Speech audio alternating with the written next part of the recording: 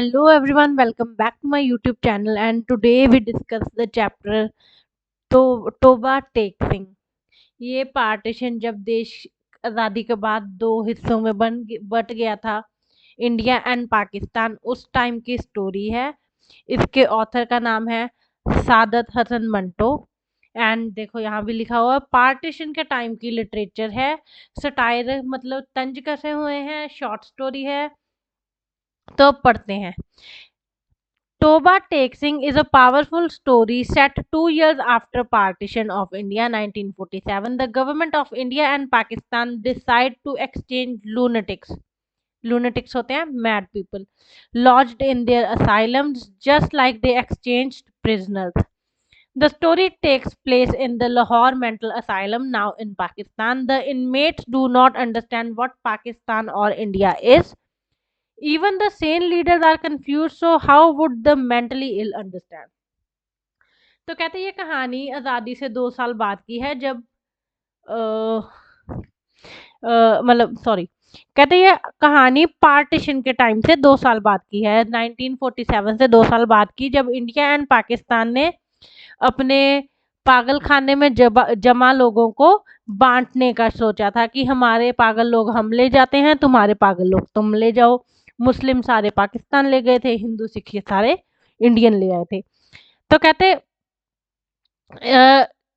दोनों देशों की सरकारों ने सोचा कि हम अपने पागल लोगों को भी, मेंटली इल लोगों को भी एक्सचेंज कर लेते हैं, जैसे हमने पहले हमारे कैदियों को किया था। मेंटली इल लोगों से पहले उन्होंने जितने भी उनके जेल के कैदी थे उनको एक्सचेंज कर लिया था कि हमारे मुसलमान हमें दे दो, सिख सिख हिंदू तुम रख लो इंडिया वालों। असाइलम कहते हैं पागल खानों को। तो ये स्टोरी पाकिस्तान के लाहौर मेंटल असाइलम में है। एंड कहते हैं सरकारों को नहीं समझ आ रहा था जब देश बटे कि इंडिया क्या है पाकिस्तान है, जब नॉर्मल लोगों को, लीडर्स को, पॉलिटिशियंस को नहीं समझ आ रहा था, तो ये मेंटली इन लोगों को कहाँ ही आएगा। कहते मेन कैरेक्टर है भीषण सिंह, एक सिख इनमेट जो सिख मेंटली इल मैन है। उसका निकनेम रख दिया गया है टोबा टेक सिंह। टोबा टेक सिंह क्या है, एक गांव है पाकिस्तान में हुआ है। एंड कहते वो सारा दिन टोबा टेक सिंह करता रहता है, उसी जगह के बारे में पूछता रहता है, इसलिए उसका निकनेम ही टोबा टेक सिंह पड़ गया। Does not know whether his village now falls in India और पाकिस्तान। वो पहले ही मेंटली इल है एंड मुझे उसे ये नहीं पता कि उसका गांव पाकिस्तान में है या इंडिया में है। कहते वो बिना मतलब के वर्ड्स रिपीट करता रहता, ऊपर दी गुरगुल दी, नेक्स्ट दी दी मूंग, मतलब ऐसे बिना मतलब के वर्ड्स को रिपीट करता रहता है। He keeps asking everyone where is Toba Singh Tek Singh India और Pakistan, nobody knows the answer. कहते वो लोगों से पूछता रहता है टोबा टेक सिंह कहाँ है, इंडिया में है या पाकिस्तान में है, कहते लेकिन किसी को उसके सवालों का जवाब नहीं पता। क्लाइमैक्स, जहाँ एंड के पहले जो एक प्लॉट होता है ना किसी भी कहानी में, उसे कहते हैं क्लाइमैक्स। कहते हैं when the day of exchange comes, कहते जब अपने पागल लोग बदलने का दिन आया, Indian authorities take Hindu and Sikhs to the border. कहते Indian authorities Hindu and Sikhs को बॉर्डर ले गई। Pakistan soldiers are ready to hand over their Muslim inmates. कहते वो अपने मुस्लिम वाले देने के लिए तैयार थे। भीषण Singh asked again about the village. कहते भीषण सिंह ने फिर अपने गांव के बारे में पूछा। When he learns that Toba Tek Singh is now in Pakistan, कहते उसे जब पता चला कि टोबा टेक सिंह अब पाकिस्तान में है, लेकिन उसे तो इंडिया भेजा जा रहा है क्योंकि वो सिख है, तो कहते उसने जाने से मना कर दिया। वो जो सेंटर लाइन होती है दोनों बॉर्डर में, उसे कहते हैं नो मैन्स लैंड। कहते वो उसके ऊपर खड़ा हो गया, कहते चीखने चिल्लाने लगा, दर्द में गिर गया नीचे। एंडिंग, कहते भीषण सिंह उसी जगह पे ऑन द स्पॉट मर गया। दोनों कंट्रियों के बीच में जो नो लैंड स्पेस था वहीं पे बॉर्डर पे। कहते मंटो राइट्स, जो इस कहानी के राइटर हैं शादत हसन शादत हसन मंटो, उन्होंने लिखा there between India and Pakistan lay Toba Tek Singh. कहते इंडिया एंड पाकिस्तान के बीच में लेटा हुआ टोबा टेक सिंह ये दर्शाता है कि that madness was not in the asylum, कि जो पागलपंती थी, पागलपना था, वो पागल खाने में नहीं था, बट ये जो पॉलिटिशियंस ने फैसले लिए हैं, इनमें है पागलपंती। असाइलम में नहीं है पागलपंती, ये जो नेता लोगों ने देश को बांटने का फैसला ले लिया, इसमें है पागलपंती। Central idea, the story highlights the absurdity, cruelty and madness of partition। कहते हैं ये स्टोरी हाईलाइट करती है कि जब देश बन रहा था तब कितनी जालम था, पागलपंती, एंड लोगों के ऊपर कितने कितने अत्याचार हुए थे। The division of land confused even the Sen, so the suffering of common people including the inmates was even greater। It shows that boundaries created by politicians destroys real lives, real homes and real identities।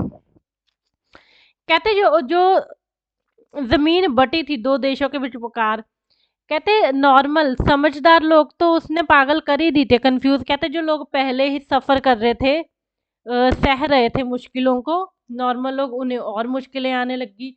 And कहते जो पागल खाने में रहने वाले mentally ill लोग थे, इनके साथ तो बहुत ही बुरा हो गया, क्योंकि ये कुछ समझ भी नहीं पा रहे थे। कहते इससे पता चलता है कि ये जो बाउंड्रीज बना देते हैं पॉलिटिशियन, वो साधारण लोगों की जिंदगियों पे, उनके घरों पे एंड उनकी पहचानों पे कैसे बुरा असर डालते हैं।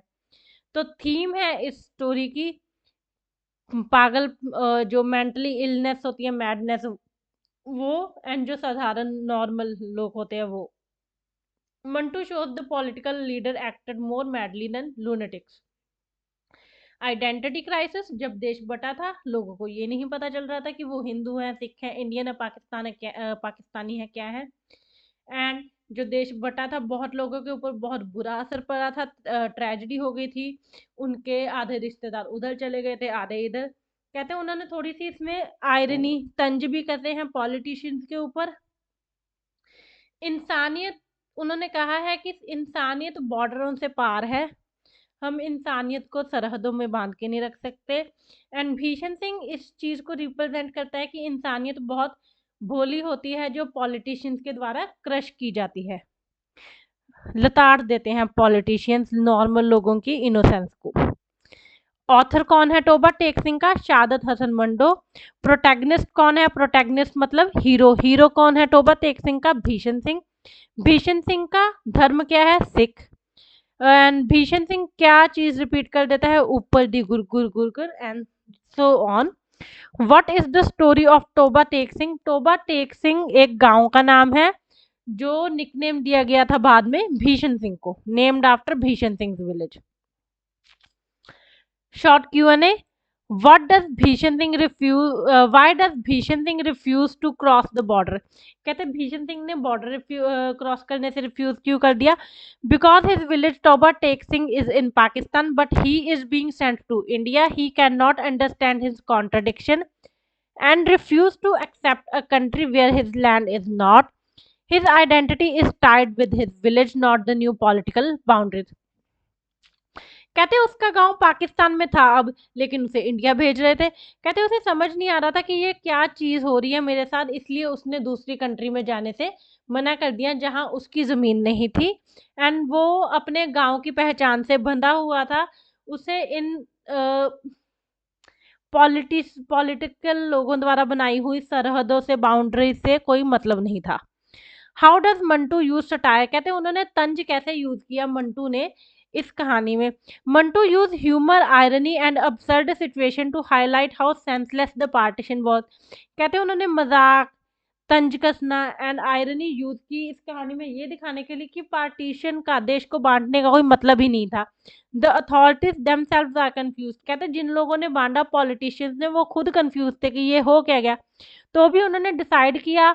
लोग yet they are deciding the fate of people who don't even. कहते तो भी वो लोग उन लोगों की किस्मतों का फैसला ले रहे थे जिन्हें ये भी नहीं पता कि देश को बांटा क्यों, इससे बांटने से होगा क्या, जैसे ये पागलों को अपने तुम ले जाओ, हमारे हमें दे दो।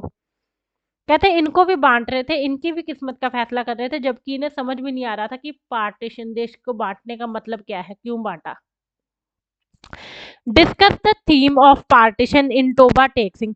Toba Tek Singh is one of Mantu's most powerful stories depicting the tragedy of partition. Through the setting of mental asylum, Mantu presents the confusion, fear, and displacement experienced by millions in 1947.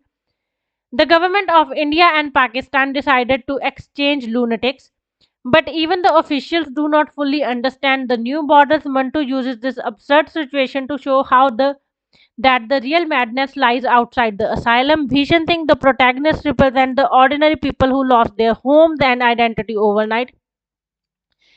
His village Toba Tek Singh becomes a symbol of the land that was divided without logic. His constant question, where is Toba Tek Singh, conveys the collective trauma of people who were uprooted forcefully.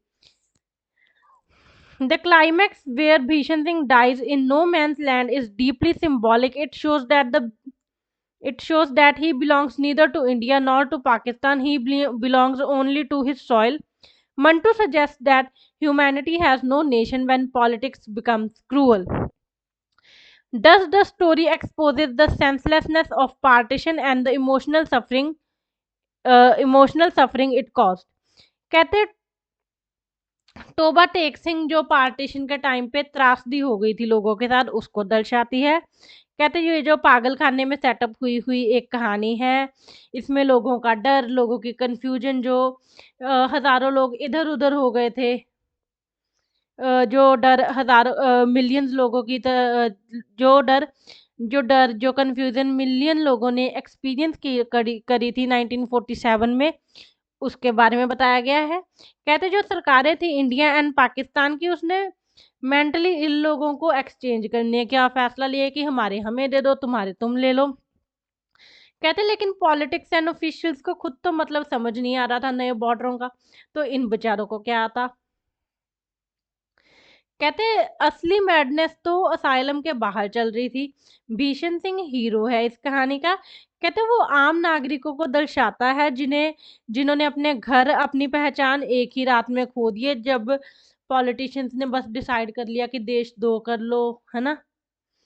कहते उसने का बार बार एक ही question पूछ रहा था कि Toba Tek Singh कहाँ है, टोबा टेक सिंह कहाँ है। कहते इससे पता चलता है कि कितने लोग उस समय कितनी ज्यादा मात्रा में सदमे में गए हुए थे, जिन्हें धक्के से कि तुम मुसलमान हो उधर जाओ या तुम हिंदू सिख हो इधर आओ, ऐसे उनकी जगह से उखाड़ कर फेंक दिया गया था। कहते कहानी के क्लाइमैक्स में पता चलता है कि भीषण सिंह नो मैन लैंड पे डेथ हो गई उसकी। ये एक चिन्ह है जिससे पता चलता है कि जो कि वो ना पाकिस्तान से बिलोंग करता था ना वो इंडिया से, वो बस टोभा टेक सिंह नाम के गांव से, अपनी मिट्टी से बिलोंग करता था। मंटू ने ये भी लिखा है, कहते ह्यूमैनिटी का कोई देश नहीं है जब पॉलिटिशियंस ही जुल्मी बन जाए। कहते इस कहानी में ये भी कहा गया है कि जो देश को बांटा गया था उसका कोई मतलब नहीं था, सिर्फ लोग इमोशनली ज़्यादा साधारण लोगों को सफ़र ज़्यादा करना पड़ गया था और पार्टीशन का कोई मतलब नहीं था।